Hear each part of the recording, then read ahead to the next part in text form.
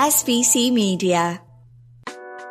Welcome to the iGaming Daily Podcast, analysing the news from the betting and gaming industry all over the globe, supported by Optimove, the #1 CRM marketing solution for the iGaming market.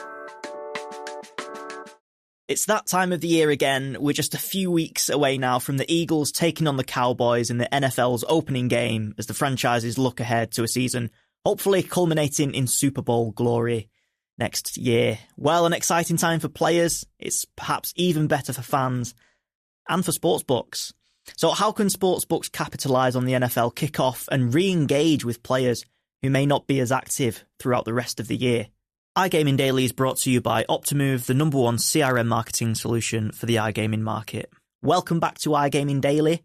I'm Charlie Horner, and joining me to discuss all of this is Jeff Laniado, Director of Sales at Optimove. Jeff, thanks a lot for joining us. How are you doing today? Hey, doing great. Thanks for having me, Charlie. Excited to be speaking today. Brilliant. And you're looking forward to the new season? I guess, Jets fan, judging by your Always. attire. Yeah, this is the rare part of the calendar year where the Jets are still technically in playoff contention and hopes are high, or at least higher than they typically end up in November, December, January. So yeah, always looking forward to the weather starting to turn up in the northeast of the states, and that football weather is right around the corner for us. Beautiful. Yeah. As an ardent football or soccer fan, just a couple of weeks away now from the Premier League, so I know the feeling. Let's talk about this from a betting perspective then. So just how important is the NFL season for US sportsbooks? Yeah, it's crucial. It's one of the most important times of the year. It's one of the most important weekends of the year. And this time of year right now, we're in August, just June, July, August, leading up to NFL. It's, you would think that maybe this is a slower time of year. Most other industries, I think, have their summers be a little bit quieter. But in the NFL, even when there is only baseball going on, this is a really pivotal point of the year for sportsbooks because it's when operators are rolling out new technologies. It's the time where we see some of our clients maybe switching platforms. They're discussing initiatives and going over strategy for NFL. And it all culminates in week one, which, week one is one day, right? It's a couple of days really, but it's this single weekend that kicks off the NFL season. But it really sets the tone for the rest of the NFL for the 18 weeks of the regular season, and then obviously leading up to Super Bowl. And it's a really important point in the calendar for sportsbooks because it's their first opportunity to re-engage a lot of players, and they have a chance to get off on the right foot before this longer football season. So it's only a single day, but it really sets the tone for the rest of the season. And, obviously we'll talk about some strategies for re-engagement and tapping into the existing database and how CRM plays into that. But I'll give you a little bit of an anecdote here that has absolutely nothing to do with sports betting, but nonetheless, I'll do my best to tie it back. So I moved into this house that I'm in 5 years ago. My wife and I bought this house 5 years ago. And when we bought the house, it's in the suburbs of New York City. And I remember, I think we had just done the inspection. We were new to the town. We were leaving. We didn't know the area. And we're like, oh, let's grab a bite to eat. We're like, all right, let's grab some pizza. And, in the North Jersey area, there's probably 15 pizza places within a 5-mile radius of us. So there's plenty of options. And we found this place on Google and we called them up and went to go order. And my wife has celiac. So we were asking if they have gluten-free pizza. And the girl who answered didn't know if they had gluten-free pizza. We sat on hold for a few minutes. And after a few minutes, we said, you know what, let's just call somewhere else. And we called somewhere else. They had gluten-free pizza. They had regular pizza for me. And I now frequent that place weekly. And I always think back to that really minor interaction that I had with that initial pizza place because, they had no way of knowing this poor girl, but my lifetime value as a pizza eater, and I eat a lot of pizza, Charlie, it's probably, hundreds, maybe thousands of dollars over the 5 years and counting that I've lived in this house. And now I'm loyal to this second pizza place. And, maybe if it's a different initial interaction with that first pizza joint, it could have gone differently. And, bringing this way back around to the NFL, we have this really unique opportunity to re-engage players. We have first-time depositors. That initial interaction, the first, payment that they make, the KYC process, the content that we're putting in front of them, the messaging and the CRM, and all those little moments are so pivotal in making sure that they're getting off on the right foot and hopefully building up that loyalty with that brand. Yeah, you're right. It's all about personalization and making sure those interactions are tailored to your needs, whether that's for pizza or whether that's for sports betting. It's all the same. We like experiences that feel tailor-made to us. So we mentioned that we're trying to re-engage players, and we have the VIP player segment, and we have those really extreme recreational players, but there is a middle ground of those players who might bet fairly frequently throughout the season, but there could be more or higher lifetime values from them. So how can operators engage and re-engage those players to improve that LTV? Yeah, when I saw this topic, I was excited to speak about it. I think it's a little bit of an under-discussed area. Obviously, if we think about the spectrum of players, VIPs are very commonly discussed. They make up a disproportionate percentage of revenue for sportsbooks, and there's plenty of focus on VIPs. And even at the other end of the spectrum, first-time depositors, that's also a big focus, right? You have these players that come in, maybe they're grabbing a bonus and they're leaving, but there's this middle tier player that is probably under talked about and I think under strategized for. And, we have obviously a lot of great data at Optimove working with so many operators.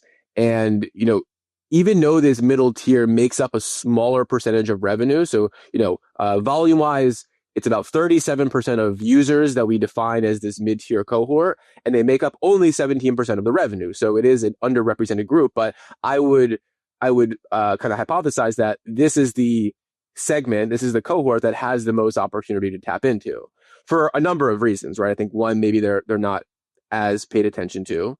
And I think secondly, this group of players, which are more likely to be casual recreational bettors, they are probably more susceptible to different strategies. And I'll kind of explain what I mean by that. So, the VIP, they are generally establishing some level of status, some level of loyalty with a specific brand. They want to increase their VIP tier. And, it's very challenging to get them off of that setup that they've established as a loyal VIP. The lower tier, the first time depositors and these, kind of bonus bandits or whatever you want to call it, they are also challenging to build loyalty to because they're, kind of just taking advantage of whatever the latest opportunity is. And, a very challenging cohort to really establish that value with. This mid tier has more opportunity to create that loyalty. And, I think I've said the word loyalty a bunch, and I would say the industry that has probably most effectively tapped into loyalty is probably travel and airlines in particular.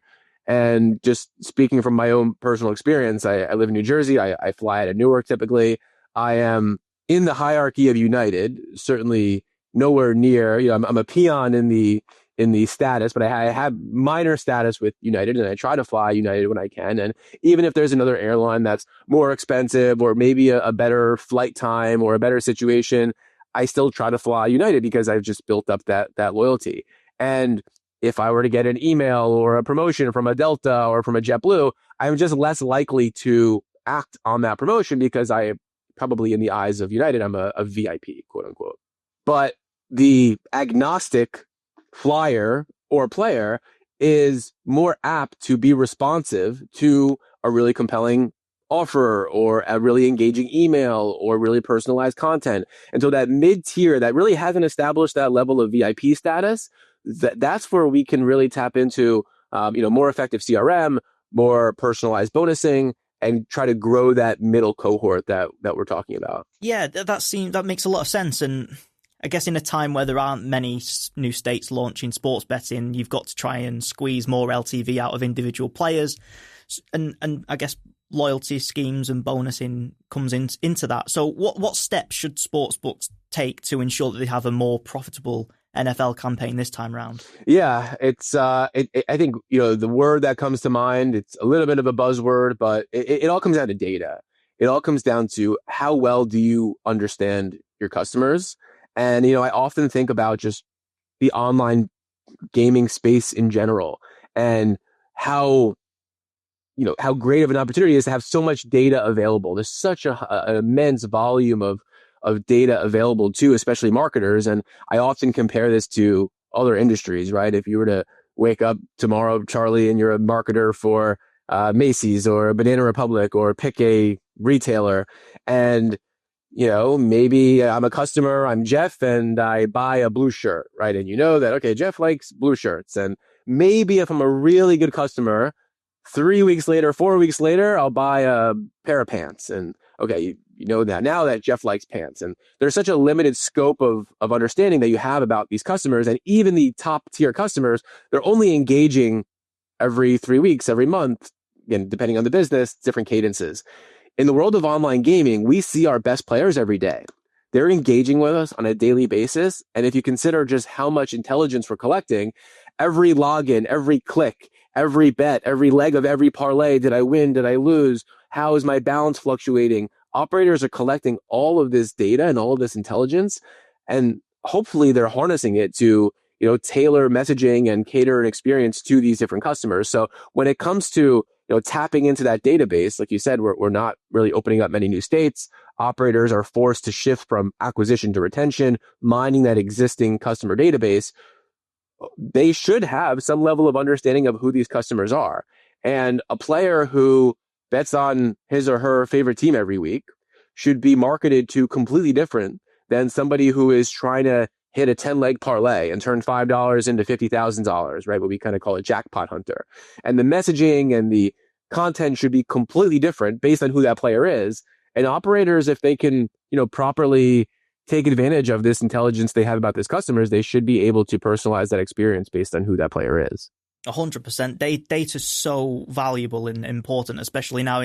It's so competitive out there, particularly in the US. That I think operators simply have to be able to leverage that data to create personalized and really individual experiences. I know me for certain, if I was, offered golf bets, I might not use that operator, but if it was Premier League bets, I would be coming back. So brilliant, great insights there, Jeff. We'll take a quick break and then we'll talk about how operators can maybe utilize that data. SBC Leaders connects the gambling industry's top-tier operators and associations to share the best ideas, collaborate on solving the biggest issues, and push innovation throughout the betting and gaming industry. If you're an operator and want to join the discussion, visit sbcleaders.com for more information.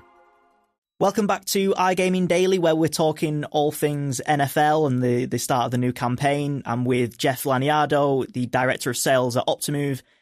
Jeff, we've talked about how important data is and gathering that data for personalized experiences. What marketing strategies do you find work best to re-engage with these sort of middle ground players that we're talking about here?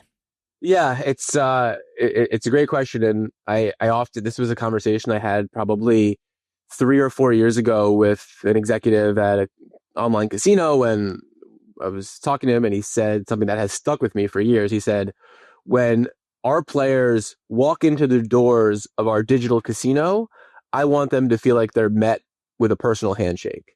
And I think that's kind of the holy grail of every operator, right? How do they have players, feeling that really human experience and not having them feel like it's a generic, experience as they land onto an app or a sportsbook or a casino.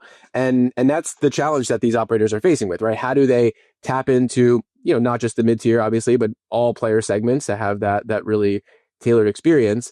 A lot of it goes back to data. It goes back to, how do we make predictions about players and how do we, understand what makes them tick? We have players and, we're obviously talking about the NFL season and kind of the seasonality of the off season and going into week one. And then, that period of time, there are some players that we know are going to be NFL only, no matter what. And when we go to re-engage those players, it's really important to understand what type of player are they? And they may be dormant now, maybe they churned, understanding maybe why they churned, right? Did they, make an initial deposit and they depleted their account in week 6 and they no longer, engage with us after that. And maybe we think those are the types of players that are going to make an initial deposit at the start of NFL and let it run through however long they get through. Are there players that are depositing every week? Are there, again, those jackpot type of hunters? Are there players who only do prop bets and bet on their favorite team? There's all these nuances in player behavior. And when we go to try to reactivate those players, making sure that we are engaging with them based on what we know, having them walk into the digital doors of our sportsbook and, putting the right content and messaging in front of them is really key. And, from a sportsbook perspective, from a business point of view, we can anticipate that there are some players that are probably going to reactivate when it's NFL season. And they may not need that bonus. They may not need that promotion. And, profitability is obviously a huge topic for sportsbooks. I've been at Optimove for 6 years, and I would say that probably the first 2 years were more focused on, licensing and new operators rolling out and new brands coming to market. And this middle phase was more focused on growth and, expanding and acquisition. And I would say the last 2 years has really shifted to focus more on retention and profitability. And, at CRM, we're right in the heart of that.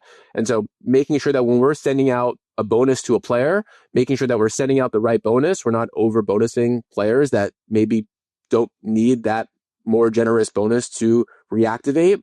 And also just making sure that, we are driving players in the direction that we want them to go. When we talk about sports betting and profitability, it's hard not to go into same game parlays and how big of an aspect that's become of the American sports betting. There's so much data out there on how popular parlays become. New Jersey releases a lot of granular data, and 72% of revenue last year in New Jersey came from parlays, and it's taken the hold percentage from non-parlays or 4.5% hold up to 24% for hold percentage for parlays. And so sportsbooks can try to encourage players into specific directions, and they can maximize their profitability and boost the bottom line through some of these different activities and behaviors. Yeah, CRMs are, like you said, at the heart of this. Same game parlays, always marketed as these fun types of bets and makes the game more entertaining. But you're right, much more profitable for the sports book. And holder rates are going to have to go up in light of the lack of state launches that we mentioned in the first half of the show. And that means that operators are going to have to increase those hold rates, and if they want to be more profitable. So how difficult is it for operators to manage to continue the big momentum that they had in the last 3 to 5 years, say? Because I know Optimove publishes reports on betting activity during NFL campaigns and through Super Bowls, and the numbers are only going up and up. But in this new era where state launches are slowing down, how difficult is it to carry on that momentum? Yeah, it's definitely a challenge, especially when we think about the landscape of the U.S. and we have 30-something states that have legalized sports betting, and a fraction of those states allow for online casino. And so especially for, these publicly traded companies that are getting pressure to turn a profit, and, just even last past week, we have a handful of clients that are publicly traded. We are seeing a shift now to some level of profitability, some sustained, positive EBITDA trends. And that's great to see. And a lot of that is because of this shift into, more of a focus on the existing states. It's no longer this gold rush of, 5 new states open up this year, and we see these crazy sign up bonuses and the marketing budgets are ballooning. And then that obviously affects profitability. So there's been a fundamental shift in how sportsbooks and online operators need to refocus their efforts.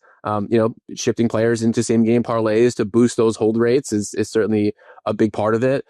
Tapping into this existing database and not having this opportunity of, new states and a fresh new crop of players that's popping up every few months. It's forced a transition from an acquisition focused mindset to a retention focused mindset. And, whenever we talk retention, the goal is loyalty, right? We want to have players that are loyal to the brand. And, there's a Warren Buffett quote that I think back to. So he is obviously a famous investor in Apple. And at one point, I guess he was asked, like, why is he so bullish on Apple? And he said that if I were to offer an Apple user, an iPhone user, $10,000, but you can never use another Apple product again for the rest of your life, most people would not take that.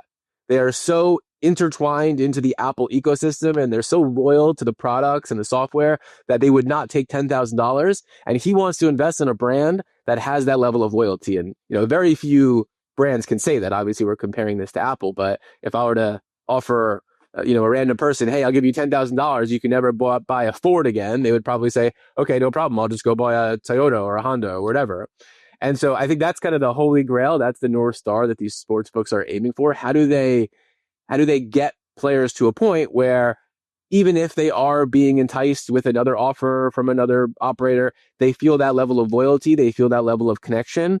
And, building out that loyalty really comes back to the roots of all of these different aspects that we're talking about. Just, really personalized outreach, bonuses that are relevant, content that's tailored for the players. That's how we can establish that level of loyalty. And, at scale, this can have a meaningful difference, right? We're never going to retain every player after the Super Bowl. We're never going to reactivate every player in week one. But if we can get those rates just to move in a 5% or 10% in the right direction, especially for these larger operators, that's a meaningful, 7-8 figure difference. Absolutely. I don't think we're quite going to have players turning down $10,000 never to use a certain operator, but the point stands, and that level of loyalty is definitely something that everyone can aim towards. Now, it wouldn't be a conversation about data and personalization and those kind of things without bringing AI into the conversation. So what role does AI play in all of this and helping to re-engage these kind of players that we're talking about? Yeah, I think we hit the over on the minute mark of not bringing up AI. But yeah, it's a big part of this. It's a big part of this. And, when I say AI, and I tend to try to even stay away from talking about it, because at least using the term, because I think it's become a little bit of a loaded term. It can mean so many different things.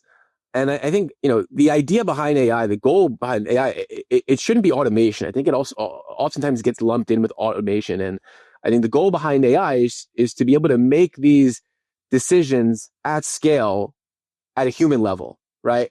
And the word that I would probably use, that I would almost substitute in for AI, just to avoid the buzzword and almost the crutch of the term, is decisioning. And you have operators that, they have tens of thousands, hundreds of thousands. Some operators have millions of players that they're, especially in the world of CRM, they're sending messages to. And week one of NFL is a perfect opportunity for them to have these, chances to engage these players. How do you make decisions at scale about 1 million players? How do you decide which bonus should go out to 1 million different players? How do you decide which channel you should reach them through, which content to use? People have different tendencies and propensities and different favorite teams. And, maybe somebody that has a $100 balance left over, they don't need a deposit bonus, right? So being able to account for all of these different personas and player types at scale is really challenging without some sort of technology, some sort of decisioning, some sort of AI. And, again, I think the goal is not to have it be completely automated. We want to create and foster a human experience, but to do so at scale is impossible to do manually. So that's where, automated decisioning and, what we call it Optimove, self-optimizing campaigns, self-optimizing journeys, these tools that we give marketers to look at 100,000 players and not have a generic one-size-fits-all batch and blast campaign go out to 100,000 players, but really tailor the experience to each player so that we are opening up the digital doors of our sportsbook to 100,000 different players and have them walk into an experience that feels like it was tailor-made just for them in a human way. Brilliant. Jeff, thanks a lot for your insights. I just have one more question, really, and that is any tips ahead of the season? And are you feeling confident enough to put some money down on the Jets? Never. No, definitely not. Yeah, I think, I'll give like my prediction, I guess. My sister works for the Lions. She's out in Detroit working with the Lions, and I would anticipate a bounce back year despite the couple coaches that they lost. I'll give a half real, half biased prediction, I suppose, and say Lions over the Jets in the Super Bowl. I'll let you guess which half of that is facetious and which half of that is a true prediction. But yeah, I think, tips to operators is just, make sure that you're really tapping in and harnessing that data and really get an understanding of who your players are and, carving out messages that are meant for different groups of players in a meaningful way, right? We don't want to speak to, again, kind of going back to the example, a guy whose favorite team is the Jets and only bets on the Jets every week. And maybe that's me. And we shouldn't be speaking to me in the same way that we're speaking to Charlie, who is just waiting for Premier League and, wants nothing to do with golf, evidently. Yeah, brilliant. Jeff, thanks a lot for your time. Really enjoyed it. I've learned a lot about the NFL season coming up, and I'm sure our listeners have too. So thanks, Jeff. Thanks to the listeners for tuning in, and join us again for another episode of iGaming Daily. Thanks. Thank you for listening to today's iGaming Daily podcast, supported by Optimove, the #1 CRM marketing solution for the iGaming market. If you want to find out more about some of the subjects raised today, feel free to explore any of the sites in the SBC News network or check out the latest edition of the SBC Leaders magazine. Happy reading.